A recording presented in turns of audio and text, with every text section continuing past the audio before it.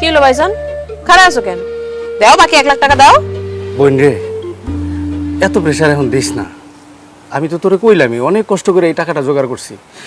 এখন আমার আর pressure this না, আমি আর টাকা জোগাড় করতে পারবো না।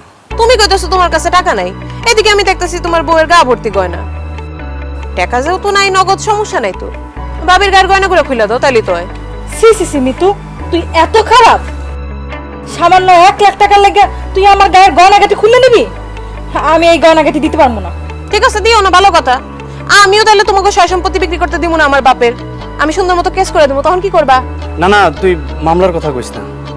তুই বোন হয়ে যদি ভাইয়ের নামে মামলা করস, তাহলে এলাকার মানুষে সিসি করবো, আব্বার মানিজ্জত কিছু থাকবো না। দেও, গয়নাগুলো খুলে দাও। না না, আমি এই গয়না দিতে পারবো না। তুমি ভালো করেই জানো আমার বাপ মা বিয়ার সময় আমার এই গয়না দিছে। এগুলো আমার অনেক শখের গয়না, আমি এগুলো দিতে পারবো না। বউ, আমি তোমারে কই, আমি